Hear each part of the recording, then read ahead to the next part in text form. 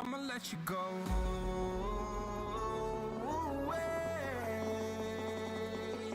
I'm tired of the pain.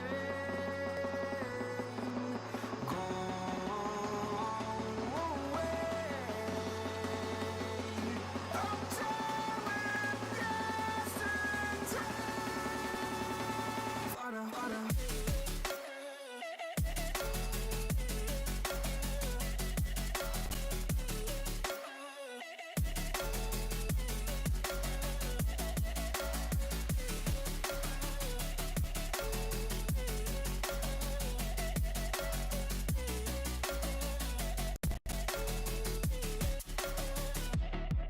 I fell where my demons dwell. My own little nightmare, I call it hell. Oh well, it's time to get back up. Climbing and climbing, I'm done with this ride, is what I tell myself, so I could feel something else. Yeah, I guess I had my bad days, but it doesn't mean I lost my style. Darling, where were you when my heart was on the ground? I thought time would prove that you would stick around. I guess time stands still, a king without his crown. Now I'm breaking and you're faking, girl. You never made a sound.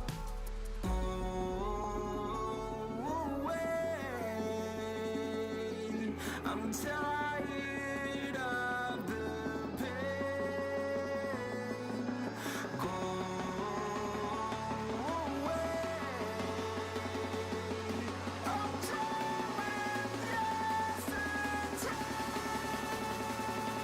Harder.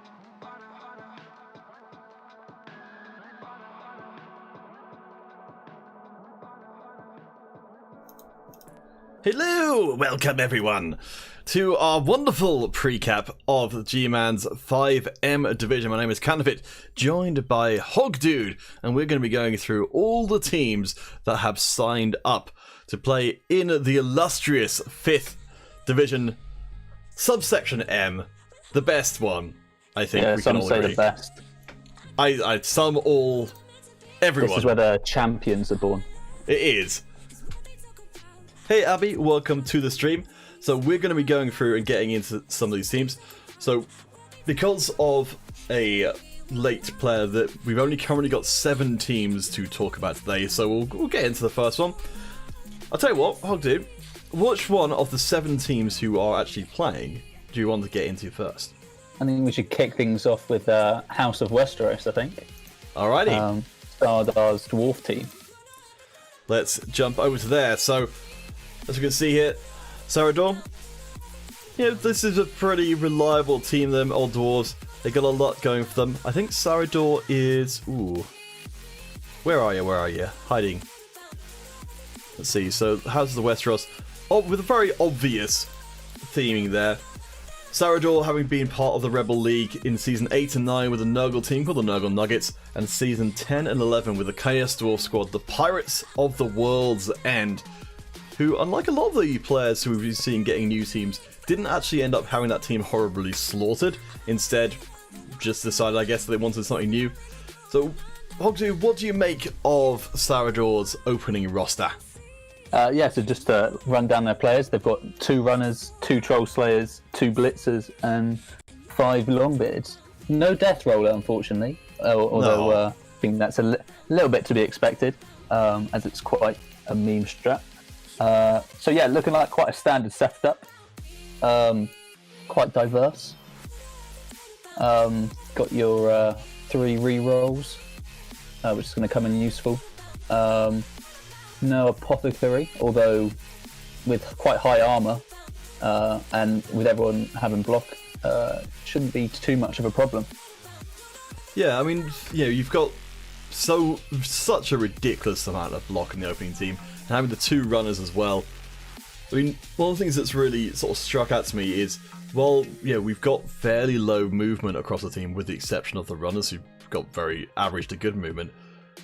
Having runners and blitzers with agility 3 means I don't think the dwarves are actually going to have too much trouble getting that ball picked up and moved into what will presumably be a pretty heavy cage. Sure, and with Dauntless on their Troll Slayers, it's going to prove quite interesting when they go up against some bigger opponents. Yes, I mean, I like as well, we'll have to keep an eye out as we go through how many opponents that's going to actually apply to, because I think this particular league, or this particular division, doesn't necessarily have a huge amount of high-strength players, but when it does come up, I'm sure it's going to be important. As well as that Frenzy, have to be a little bit managed there, but I don't know. Hogdude, are you a Game of Thrones guy? Have you seen that? Unfortunately, I have not, but I do recognise some of the main characters. Yes, well, these are the names of the kind of the families of Game of Thrones, so it does, fortunately for me, lend itself pretty easily to being memed on. So I'm looking forward to that.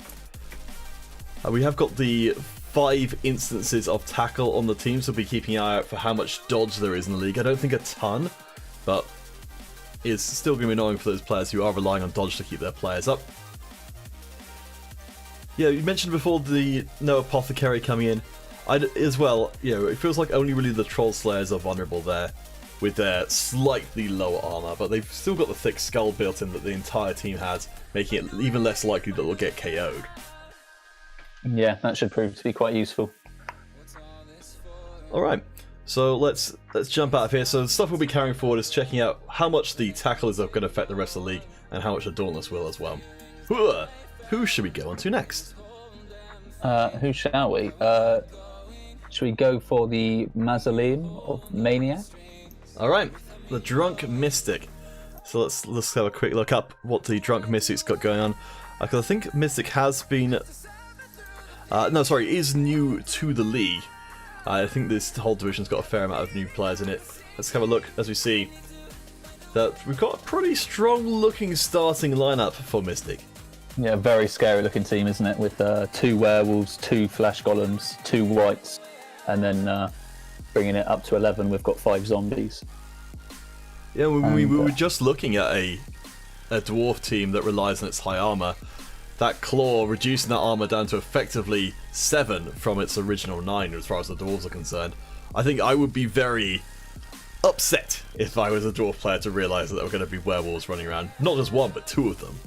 Yeah, 2 werewolves, and you could see that they've sacrificed a team reroll perhaps to bring in that second werewolf. Maybe you don't always see that. Yeah, certainly it's going to be interesting, isn't it? So, I guess the thing which we're seeing here as well is with those 2 werewolves being brought onto the team, that reroll is just down to 2 rather than, say, the more standard 3. How much do you think that's going to affect the Mausoleum Maniacs in the early going, Hogdude? I think perhaps with that Frenzy, it could be a pretty high risk, really. You definitely might end up with some both downs and things that you'd want to reroll that you might not be able to. And not only that, with the absence of ghouls on this team, it's going to be interesting who you're going to choose as the ball carrier. Yeah.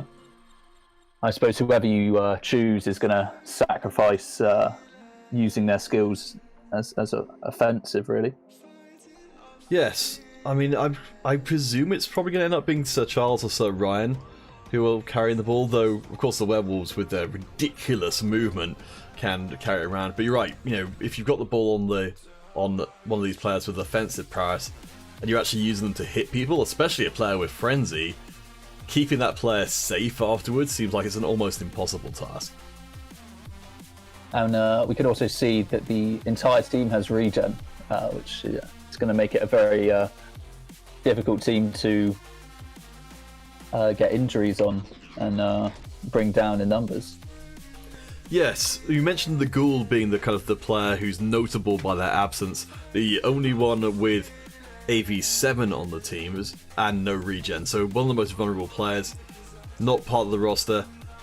I have to assume that Mystic will be going for maybe one of those Ghouls early on. Yeah, I should think so, and I think a team reroll is going to be another high priority. Yeah, those are real expensive though. One of the most expensive. You can get 70k right now, 140k. There's a lot of growing for the Drunk Mystic squad to go through. I guess at least having those 2 werewolves out there early means they can be going through and getting those injury SVP as well as any stray MVPs though.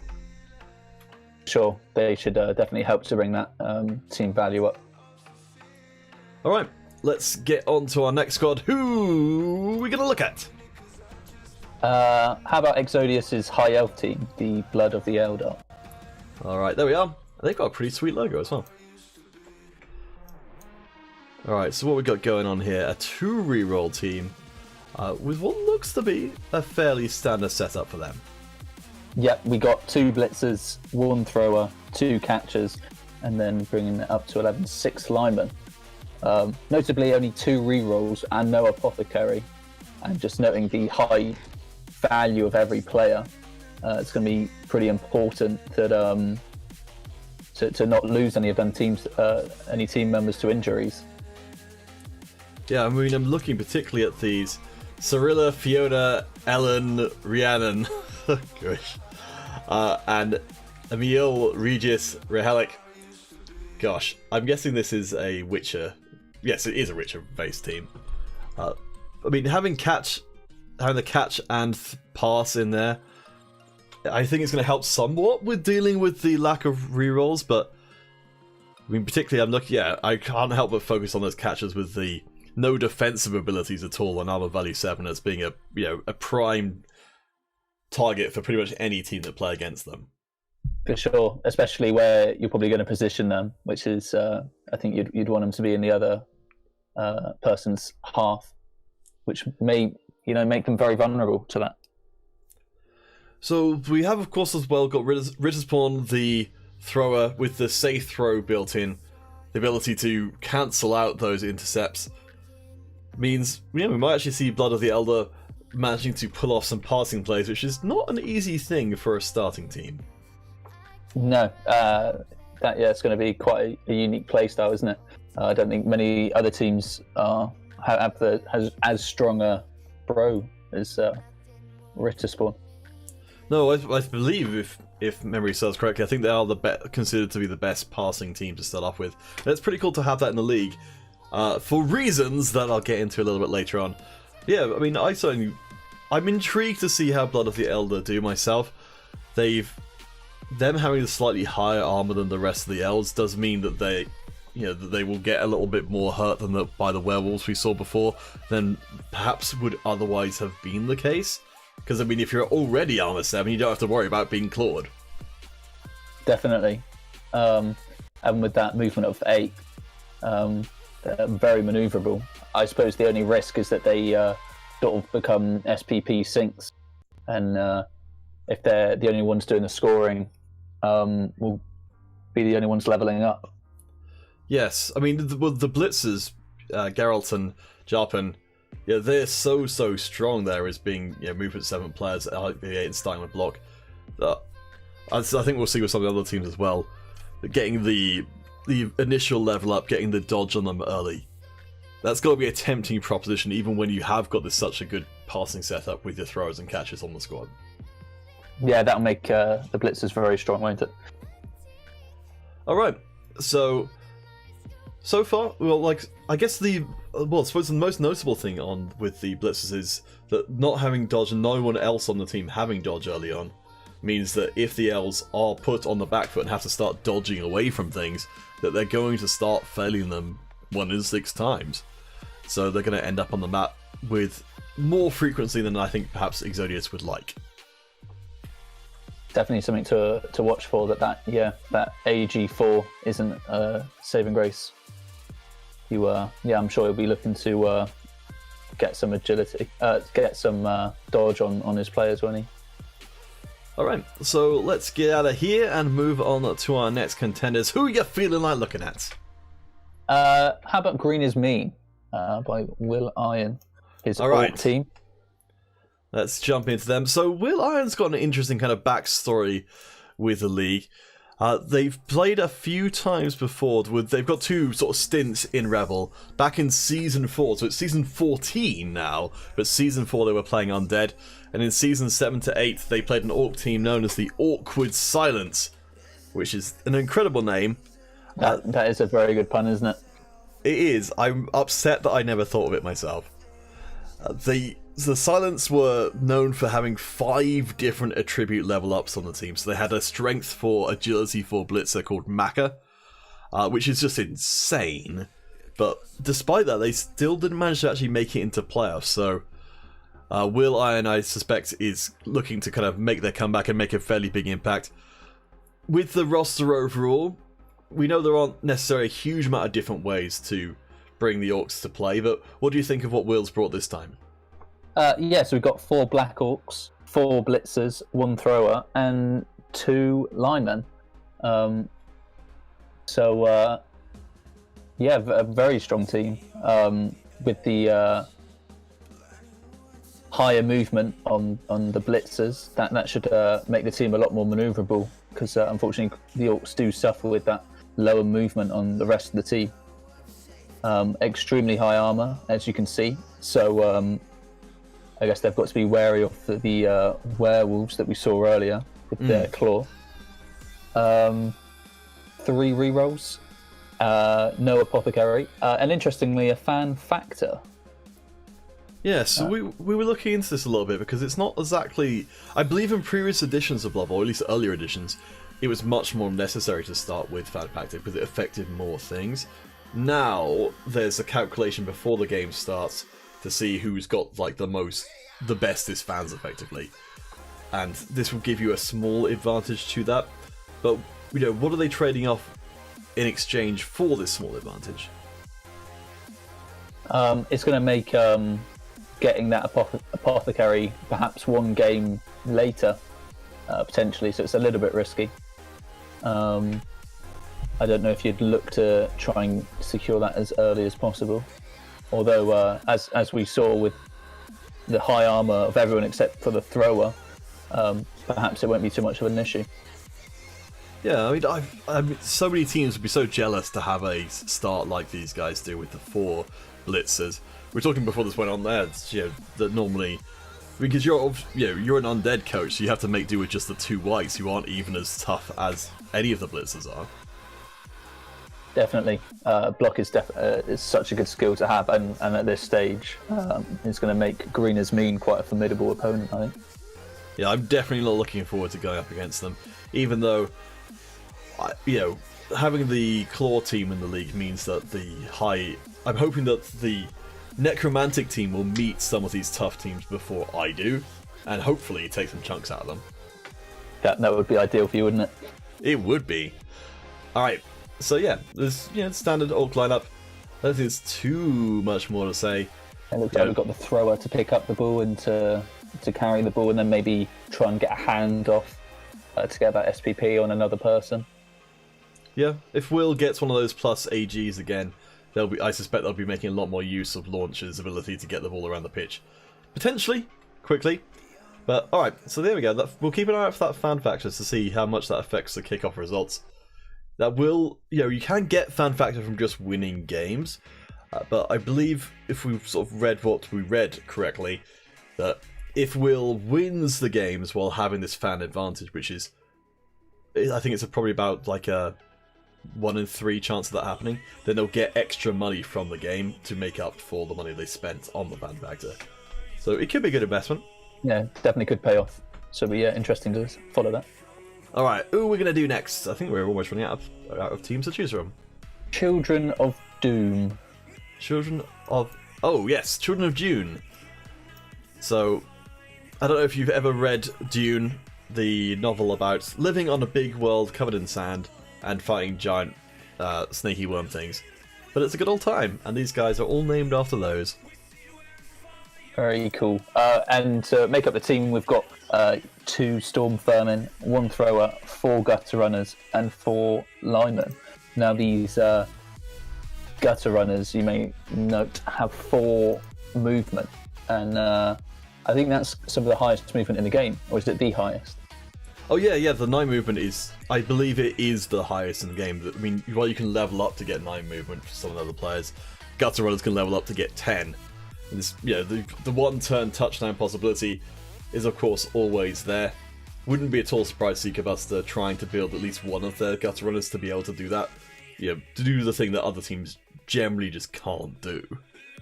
And starting with dodge as well, that's going to make them very difficult to mark down.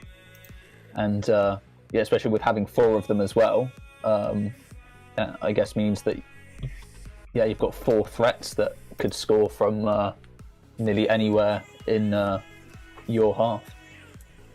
So we did a little bit of research on the alternate Skaven rosters, because I think this is probably the most common one. But there is always a possibility of cutting Gutter Runners to allow for more linemen on the team. But note as well the Apothecary being bought from the very start. How important are you reckoning that's going to be in the early matches, though, to be one of the very few teams to have an Apothecary? With such low armor, I think it's definitely something that's going to get used a lot. Although I suppose sacrificing them extra players to bring on should prove interesting. Also note that there's no Rat Ogre as well. So I know, I'm very sad about that. Rat Ogre is one of my favourite players, but I don't think he's a lot of other people's favourite player. Indeed. And then so we're looking at sort of a very punchable team, unfortunately. Yeah, I think Paul and Leto are going to have to do a lot of carrying in the early squad in the absence of that Rat Ogre, who normally would be a pretty effective punching bag. You've just got these 2 blocks built in. With no extra players, it doesn't feel like Cabusta's really got the option to go too heavily into fouling early on, because if their line rats are getting sent off, as well as getting injured, they're going to very quickly run out of team. Definitely. I'm sure they'll be looking to score quickly and try and minimise getting punched. I suppose this is going to be the one team that's really hoping that they stay as far away from the Houses of Westeros dwarf team, because of having these 4 Gutter Runners who at least initially don't have block, but do have dodge. They're going to be extremely vulnerable if they go up against the dwarves early. Definitely. Let's see. Oh, for Cabusta, there is a little bit of interesting backstory. So, as we'll see shortly, I'm running a Kislev team in this division. Cabusta did run a Kislev team back in Season 9 called the Sultans from Skull Palace. And they did super well. They managed to win the division and get into playoffs, which is something that's possible. Anyone from any division can get into playoffs, but it turned out to be a bit of a poison chalice. So they went up against the Grody Greens Nurgle team, who are 400 TV higher than them, which is a lot.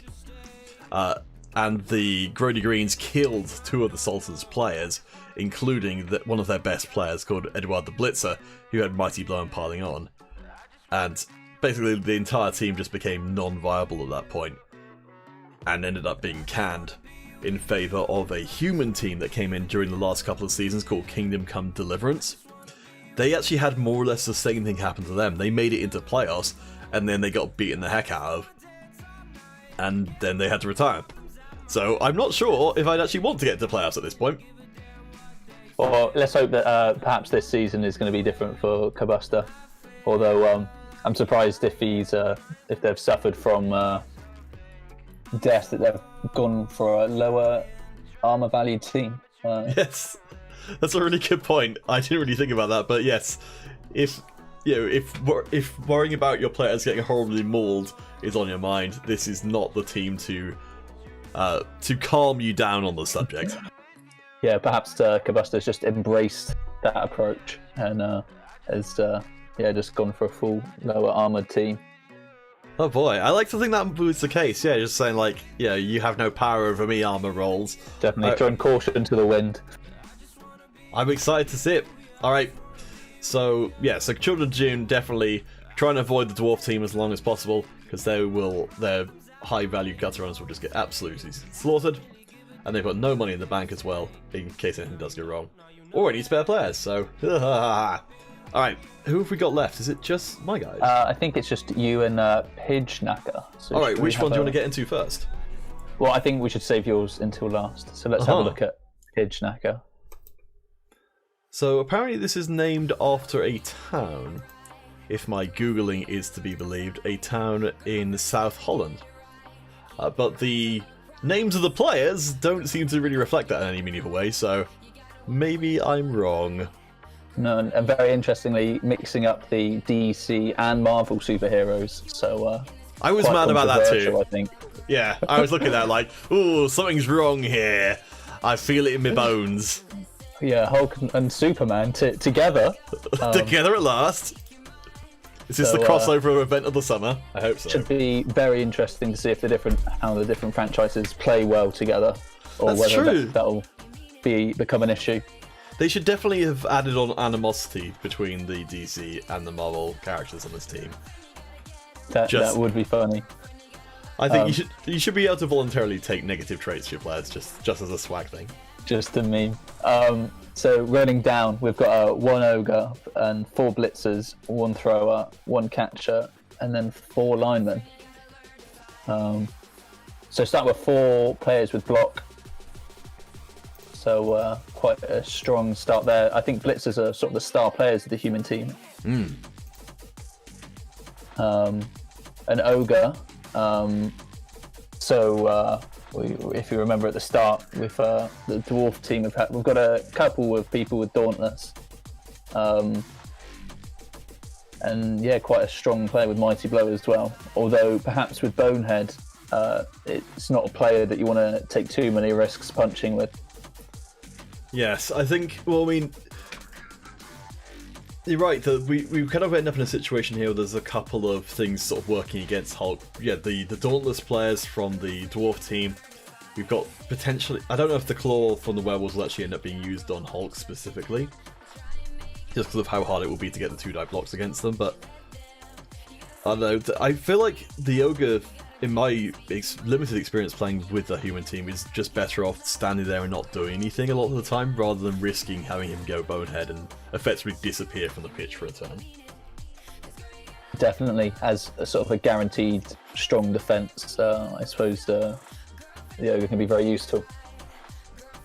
So we've of course got, you mentioned the 4 blitzers again, like the Orc team, very similar in that respect of having 4, good movement players, in this case actually higher movement than the Orc blitzers were, with that extremely useful skill starting off.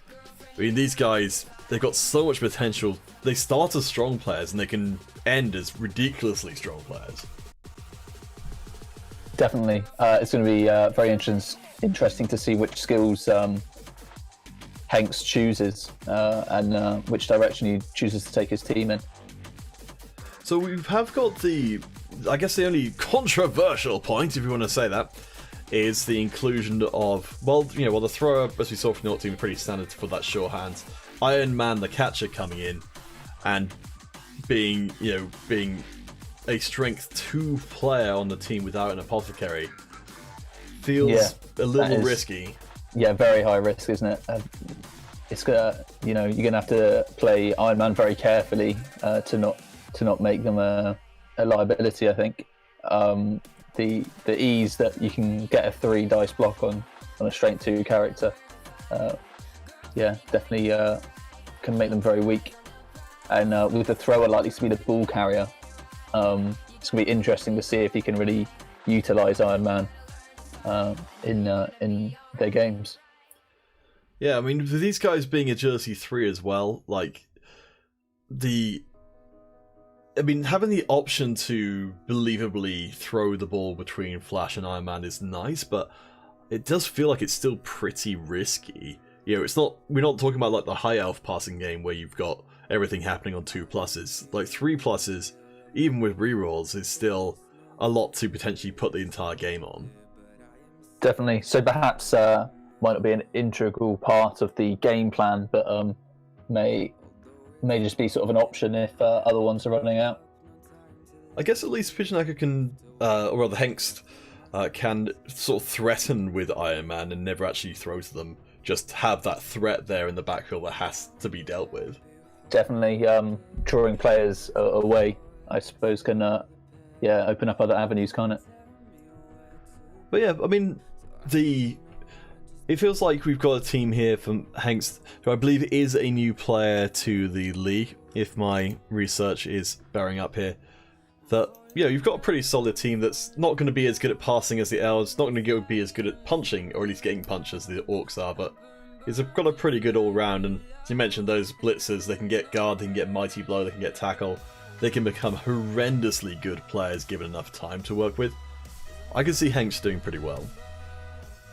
Definitely, there's a lot of different things you can do with humans, for sure. Alright, let's get out of here then, and check in with the final team, but also the best team. It's the Dashing Haberdashery, my Kislev team, with a very hard to explain gimmick, which I'm maybe starting to regret a little bit because of how much confusing it's causing. A very nice purple kit though, may I say. I do appreciate that. I was trying to go for lounge curtains when it came to the look. But yes, I think you definitely succeeded.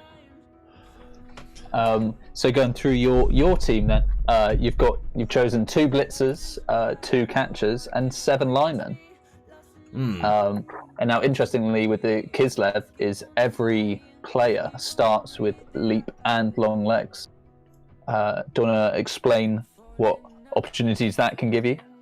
Oh, sure. It's a very, very weird skill. It's only really seen on War Dancers from the Wood Elf team otherwise, allowing you to move 2 spaces away while basically ignoring everything on the space you started, the space between, and the space you ended. There's no minuses for jumping into someone's tackle zone or away from someone's tackle zone. So there's just tactical... Well, the reason I've gone for this team is because the tactical options that it opens up are so interesting. But it's not the most reliable thing, only a 2/3 chance of working. And if it fails, it's a turnover and the player thrown on their ass. True, it can, definitely be a risk, but the fact that you can just run up to a defensive line and hop over and keep going should make for some very interesting plays. Yeah, I mean, later on, once the team's a bit more developed, then they'll be able to leap into cages and start going after ball characters. Some degree of actual reliability. But for now, I think they're probably going to be kind of like a human team, but without too many of those starting skills. And then your 2 blitzers with the leap up skill, allowing you to punch someone even when you've been knocked down without using blitz. Should be very useful, and diving tackle as well. Yeah, that's one of those skills that's extremely easy to forget that it's there, but the -2 to someone's dodge away, I'm hoping, because at the moment the blitzers don't start with block or dodge or any kind of defensive stuff at all. So putting them next to anyone is always a bit of a risk, but I guess in certain circumstances, having them be able to, if I'm going up against, say, weaker players like goblins or skinks and things, then he'll be able to keep them from diving away, or keep them from getting away quite as easily, and then still jump up afterwards to follow up on the play. Definitely that combo works very well, doesn't it? Especially as well, the blitz is great because they've got strength access on normals, so it's very common to give them block, dodge, guard. But you can go down the route of making them into killers by giving them mighty blow straight away and piling on, and then jumping up afterwards, which is in itself pretty strong.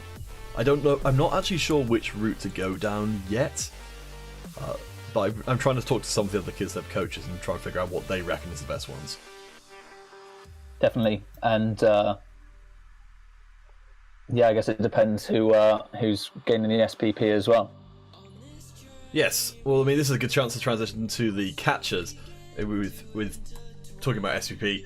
These guys are pretty similar to the gutter runners, in that they've got very similar. They're a little bit. No, they've definitely got quite a lot less on the movement. We're going to movement 7, but in a lot of other respects, they're very similar. They don't have the dodge built in, but they do actually. They're actually sort of semi-reliable on leaping, because rather than it being a 3+ for everyone else, it's 2+ for them.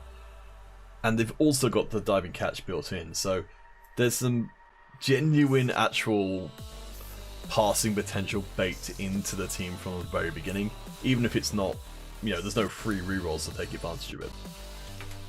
Definitely, and you've opted for 4 team rerolls, which should definitely help with using leap and long legs. Yeah, I mean, this is not the first time I played Kislev, but it's close to the first time. And the main thing I learned from the first time was you shouldn't be leaping all the time, because it's just like you shouldn't be dodging all the time as a human team, because it's going to fail a third of the time, and a lot of times those failures will be extremely costly. So 4 rerolls is there to make leaping not just a complete like, if I kind of feel like I've played it when I've had 3 team rerolls, and I found that I've gone through them so quickly that I then just can't leap at all, because it's so unreliable. So definitely, I think having that buffer of 4, I suppose, means that you can, using your leap becomes much of an option. The diving catch is going to be interesting as well, so letting you catch something from an opposing square or giving you +1 if it's accurate. I think this is mainly going to come in that I'm fully intending to try and just level up the catches by having them throw to each other. But if you throw to a catcher who's in a tackle zone and it's an accurate pass, it's still a 2+ to catch it. So, there's definitely some traces of elf shenanigans in the team under the right circumstances. And perhaps this would be a good time to go through your names that you've given your team. Oh yes, terrifying in every respect. I made the possibly terrible decision to try and make my team roster into a piece of flash fiction. The concept of the team is it's a bunch of possessed pieces of clothing or suits who have kidnapped people, and because, obviously suits aren't allowed to play Blood Bowl, so they kidnap people, force kind of like symbiote style bonded to them, have now forced them to play against their will. That's what all of this stuff is about. I don't know if it's just going to be too confusing and hard to explain, but it certainly does lead to some player names which are extremely awkward to say on a broadcast. Yes, that would be very funny to watch, I think, and to an extent makes sense if you a piece of clothing and you wanted to play Blood Bowl. I think I'd go down that route of possessing someone. I'm glad that you're down with the concept here, and well, no. I mean, I've never thought to ask people what their kind of stance would be as a piece of possessed clothing, but I'm glad you brought it up before I had to ask. I think it's definitely something you should keep in the back of your mind just in case. So, I mean, looking at the league overall, now that we've seen all the teams, we've got the human team, the orc team, the dwarf team. I'm just a quick check back through. The undead team to an extent. The necromantic team to an extent. All as being teams that. Oh, the high elf team as well. Also the Skaven team. In fact, I think pretty much every other team that's in this division has got block on its starting roster in some form. Most of them somewhere between 2 and 4 instances of block, whereas I've got none. So I'm fully expecting to spend this first season getting my ass kicked. No, I suppose this is means that you're quite lucky, I suppose, to have the filler in for your first game. Yeah, so your team stays safe for the first match. So, because the Goblin team coach didn't end up entering, let's jump across and look at the first day of play, since it's come out a little bit earlier than expected.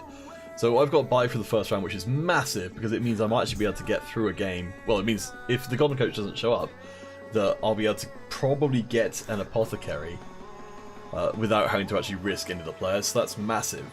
But let's look at the other one. So we've got the Mausoleum Maniacs, that's the necromantic team, up against the Houses of the Westeros. So that's already one of the matches that Houses were trying. Well, that's the specific match they were trying to duck in their very first match. Definitely, it's going to be interesting to see the dauntless troll slayers go up against them bigger players. Yeah, I mean, being able to having a way to take down the flesh golems is definitely going to be useful. I'd be fascinated to see how those werewolves manage to, or how much damage the werewolves manage to do to the houses of Westeros's AV9 Dwarven players. At this point, the werewolves don't have block, so blitzing with them against the dwarves is always going to be a little bit of a risk, but if they get the knockdowns, then they are the only team, I think, who can really do some serious damage to the dwarves, which I'm hoping that they do. Although, as mentioned before, the two rerolls perhaps will see a safer playstyle. Yeah, no, you're right. I mean, that's going to be another concern. If those werewolves go in and they haven't got block and the rerolls have run out, then I think it could go really badly for the Maniacs if those kind of circumstances work out. So we've got Blood of the Elder versus Pitchnacker. So that's the Pitchnacker, the human team, Blood of the Elder, the High Elven team. So I'm kind of curious to see how that one works out. I could definitely see the High Elves just kind of getting to pass around pretty freely, given that the humans don't have a huge amount of sort of necessarily overwhelming aggressive power to knock them over with. Definitely, and I suppose perhaps one of the more challenging opponents for the Ogre as well. We'll see if Hengst can, try and use that Ogre at all, really. I can imagine that's going to be quite difficult. I mean, at least it does give Pitchnacker the strength advantage by having the strongest player on the pitch. But yeah, as to whether or not he's going to be able to successfully knock anyone over, I don't know. I suspect he's going to spend... Because the elves can just dodge away, for the most part, I suspect he's probably not going to end up doing too much in the way of damage, but will at least get in the way. I don't know. I could easily see the High Elf team just going round him, rather than actually directly dealing with him. Definitely. And then perhaps this also, for Hanks, might not be the best game to start working on his throwing game. I think they might somewhat be outclassed there by the High Elf throw game. Yes. Alright, so our last one, because it's only a small division, is Green is me and the Orc team against the Children of Dune, the Skaven team. So we've got the really high armoured Orcs against the extremely low armoured Kabustas Skaven team. You said before, Kabustas looking to spit in the eye of Fortune and say, there's not going to be a horrible, horrible slaughter. That feels like that's a pretty tough opening game for the Children of Dune. Definitely. If the Green is Mean team can really hold down some of the Skaven, I'm sure they can do a lot of damage. So let's see if the Children of Dune can sort of avoid them punches and get some scores down. Yeah, I mean, I guess it's always going to be the case for the Skaven team, but they don't have any spare players at all, so I have to imagine that, with 4 block on the Green is Mean team for their blitzers, they're going to be able to put down these Skaven linemen with pretty good regularity and have the Black Orcs to just sit all over the team. I don't know, I could maybe see Kabusta winning the game, but maybe losing the war if they take too many casualties, especially anything long term. Definitely, and I think the Green is Mean team is definitely going to benefit from the higher movement on the blitzers to try and chase after some of these Skaven players. Oh yeah, for sure. I mean, you compare movement 6 with movement 8 though, I think you're right that it's going to need to be very carefully played from Will Iron to not get outmaneuvered there, because, it's, as you mentioned before, the low movement for the Orc team, it's going to be definitely one of the more noticeable matches in terms of difference of ability to get around the pitch. I'd like to see Kabusta maybe try and spread the game out a little bit more, like, use more of the pitch up so that the Orc movement deficit becomes more noticeable. Definitely. It's going to be a very interesting game to watch. Okay, I think that pretty much covers it. So we got to do the pre-season, or the first game days, which was unexpected because I think they came out early. Yeah, that's going to be all from us now. Thank you, Hogdude, for joining me and going over Division 5M, the most glorious of all the 5th divisions. Of course. My pleasure. Thanks for having me. I'll be going through and I'll be streaming it.